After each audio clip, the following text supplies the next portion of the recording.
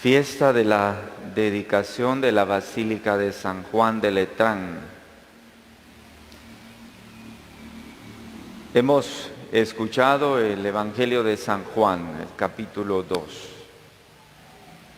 Nuestra aproximación a esta celebración, este aniversario de la dedicación de la Basílica de Letrán, o como también se le llama la Basílica del Divino Salvador en Roma, realmente se trata de un templo que por razones ya históricas ha sido llamado desde siempre en la historia de la Iglesia madre y cabeza de todas las iglesias de la urbe y del orbe. Es decir, esa es la catedral principal. Y como tal, entonces, la Basílica de Letrán es una expresión visible de la unidad de la Iglesia. Cuando hablamos de que la Basílica de Letrán es madre y cabeza de todas las iglesias, nos hace pensar en la unidad de la Iglesia Católica conformada en Jesucristo y también en los apóstoles y lógicamente entonces en cada una de las comunidades eclesiales, las diócesis que conforman también la Iglesia, los obispos, todo lo que significa la estructura también de la Iglesia. Definitivamente, mis hermanos, estamos entonces ante una fiesta particular, bastante significativa, que la vamos a ver desde la Sagrada Escritura. ¿Qué significaba el universo del símbolo del templo? ¿Qué querrá decir para el mundo esto del símbolo del templo? Cuando en la Iglesia todavía está eso bastante marcado en la iglesia desde siglos, cuando en una iglesia se va a hacer el rito de consagración de un templo, que normalmente todo templo debe de dedicarse, debe de consagrarse antes de poder participar en un templo, y muy por sobre todo cuando se trata de una catedral, pero también de cualquier templo parroquial. Un templo parroquial no se debe de usar si no se consagra al Señor. Yo espero que cuando hayan inaugurado este templo lo hayan consagrado. Siempre se tiene presente esa doble realidad. Por un lado, la convicción de que el templo vivo es Cristo mismo, Él es el templo vivo. Y por otro lado, necesitamos de signos visibles de su presencia. Por eso en el templo todo tiene un lenguaje sacramental. Por eso es que el templo es sagrado. No es lo mismo el templo de otro lado que el templo principal de una parroquia o la catedral de la diócesis. No es lo mismo. El templo parroquial tiene un sentido sagrado porque representa la unidad de la iglesia. Si la catedral representa la unidad de la diócesis, cada centro de una parroquia, cada templo parroquial representa entonces la unidad del párroco con su obispo. Eso es una cosa hermosa que solo se puede vivir en la Iglesia Católica, que solo lo vivimos en la Iglesia Católica. Estos símbolos de unidad. Entonces, todo en el templo parroquial, todo tiene un lenguaje sacramental. Empezamos por el altar. El altar representa al mismo Cristo, es por eso que el altar es sagrado. No podemos poner allí, no podemos usar el altar para inscribir como si fuera un escritorio. No, es sagradísimo el altar. Ese es el lugar del sacrificio. Ese es el lugar más sagrado que hay en el templo mismo. Es un lugar profundamente sagrado porque representa a Cristo. Luego hay otras cosas, las especies eucarísticas, las que van y se colocan sobre el altar en el momento del ofertorio. Esas especies eucarísticas que están también reservadas en el sagrario, el otro espacio sagrado del templo parroquial, donde está Jesucristo sacramentado. La comunidad misma, ustedes mismos, los que están en la asamblea, que son el cuerpo del resucitado, como ya nos lo recuerda San Pablo en la primera carta a los Corintios 12:12. Y así también este lugar que llamamos ambón, que es el lugar propiamente de la palabra. Este lugar del ambón donde se anuncia la palabra también es sagrado en el templo.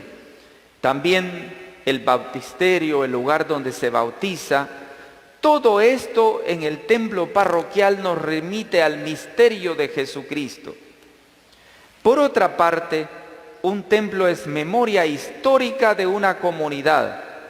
Por eso nos coloca en sintonía en las diversas generaciones de creyentes que han pasado por ellos, de quienes somos nosotros deudores y con los cuales experimentamos una vivísima comunión. Por eso es que un templo es símbolo de nuestra comunión con Jesús y con todos aquellos con los cuales compartimos nuestro caminar como discípulos del Señor. Por eso el templo se convierte en unidad también, y es una unidad sacramental, porque también en el templo está recogida las diversas generaciones de creyentes. Todos aquellos, por ejemplo, que fueron bautizados en este templo parroquial, para decir algo, puede ser otro templo de la otra parroquia o la catedral, que es la catedral, es la sede del obispo. Entonces, cada persona que ha sido bautizada en el templo ha adquirido entonces definitivamente una sintonía con ese templo. Los que han sido confirmados acá, los que han sido bautizados, los que han recibido aquí la primera comunión. Es decir, cada persona que pasa por el templo y recibe aquí un sacramento, entonces hace una sintonía con el templo, que es una sintonía con la iglesia misma.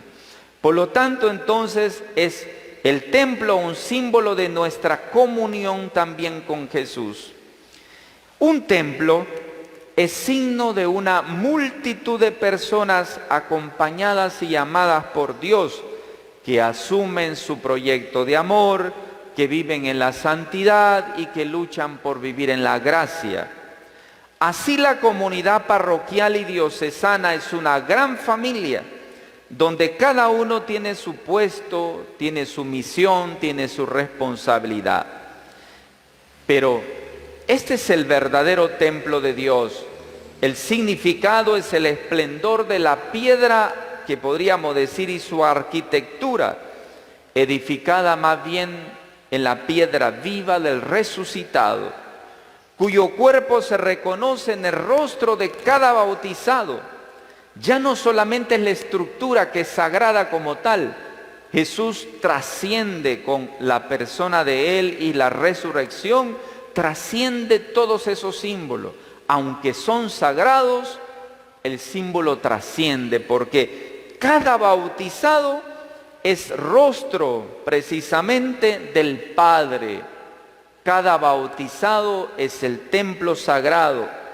Por eso, fíjese bien que la primera lectura que hemos escuchado, la profecía de Ezequiel, él vio una visión, dice, y vio una visión que no es un templo, no es unas paredes físicas, sino, y también la otra cosa, no vio un templo para encerrarse, sino que vio un templo para darse. De él brotan los brazos de un río que cubre los puntos cardinales, norte, sur, este y oeste, es decir, todas las dimensiones de la tierra. Un río del cual no se puede medir su caudal, un río que es capaz de fecundar el desierto y sanar las aguas hay veces hediondas, podríamos decir, del Mar Muerto. Un río que genera vida en abundancia. Y es que cada bautizado se convierte como en un templo. Cada bautizado es como un templo en la iglesia. Por eso, cada bautizado tiene que generar vida y tiene que generar vida en abundancia. Cuando nosotros los bautizados nos quedamos aplastados por el pecado, destruimos todo eso que el Señor un día nos dio en las aguas del bautismo. Todo lo destruimos. Es como si le tiráramos a los perros la comida, ¿no? Todo lo que el Señor nos da en el bautismo, todas las gracias que recibimos ahí en ese sacramento, cuando nosotros pecamos y nos apartamos de Dios, es como tiráramos a la borda todas las gracias que el Señor nos regala. Porque nosotros somos templo, y así lo decimos en la catequesis de la confirma. Se le dice a los chicos: ustedes son templo del Espíritu Santo. Todos somos templo del Espíritu Santo desde nuestro bautismo incluso. Y somos para que de nosotros mane, podríamos decir, se genere vida y se genere vida en abundancia. La segunda idea general de la lectura de hoy es el signo de Jesús, templo, Jesús como templo, es lo central en el Evangelio de hoy. Me parecen tres cosas fundamentales a reflexionar. Una, Jesús llega como peregrino desconocido a Jerusalén para la fiesta de la Pascua, la celebración de la liberación. Entre la emplanada del templo y se encuentra ante un mercado, ante un comercio de animales para los sacrificios y cambio de monedas para pagarle el tributo al templo. Jesús ve los abusos y reacciona interviniendo. Lo que se ve ahí no va de acuerdo con la voluntad de Dios, a quien proclama como su Padre. La casa de mi Padre, ha dicho Jesús, no es un mercado. La presencia del Padre debe de ocupar los pensamientos y las acciones de todos los demás, y todo y cada una de las demás cosas que hay en el templo deben de ser quitadas. Las cosas que no son adecuadas o son superficiales deben ocupar el puesto último, y lo que debe de ser importante es la presencia del Señor y que las acciones nuestras estén conforme a la voluntad de Dios. La segunda idea: Jesús anuncia el signo de todos los signos, la última y la definitiva confirmación de la obra en el mundo, su propia muerte, más aún su muerte violenta, su muerte en la cruz, pero también su resurrección, representa para nosotros de verdad la meta, el camino a donde vamos. La resurrección a la cual debe de llegar por medio del camino violento de la cruz, y que se nos recuerda a nosotros que para ser templo vivos, para producir vida, tenemos que pasar por el madero de la cruz hasta alcanzar la vida plena en la resurrección. Y la tercera idea: en tercer lugar aparecen los discípulos, los que a la luz del hecho de la resurrección recuerdan de sus palabras y comprenden lo que el Señor les había dicho: destruyan este templo y en 3 días lo reconstruiré. Ellos empezaron a recordar cuando Jesús resucitó, se recordaron del sentido de la cruz. Lo importante es que solamente permaneciendo paciente y fielmente hasta el final van a poder comprender toda la grandeza de la persona de Jesús. Solo la meta del camino, que es la resurrección, hará posible la captación del sentido del itinerario completo de las acciones de Jesús, de las palabras de Jesús. Esta, sumada a la guía de la palabra de Dios, también puede iluminar en nosotros nuestras oscuridades.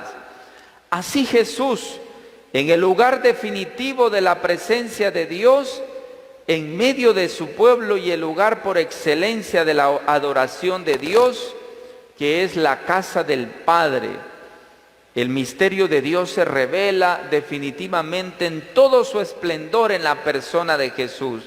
Jesús resucitado, Jesús vivo, es el templo definitivo y el templo fundamental. Si es verdad que sus opositores lo rechazaban, incluso pidiéndole pruebas de todas maneras, Jesús no acepta eso y recuerda de alguna forma que el que se hace su discípulo no tiene que esperar pruebas, sino que dar el paso de la fe, dejarse guiar por la palabra, y por ese camino se sumerge entonces en el océano infinito de amor, en el océano de luz, en el océano de gozo de Dios, cuya fuente es siempre su propio Padre y Padre nuestro. Por eso, mis hermanos y mis hermanas, cada bautizado, cada uno de nosotros como bautizado, es un templo vivo. Y cada vez que como bautizado hacemos la voluntad de Dios, el templo entonces se vuelve más sagrado aún. Cada vez que como bautizado nos volvemos imagen de Cristo, nos volvemos un reflejo de Cristo, entonces hacemos verdaderamente, podríamos decir, reflejamos desde la vida nuestra la imagen propia de Cristo resucitado.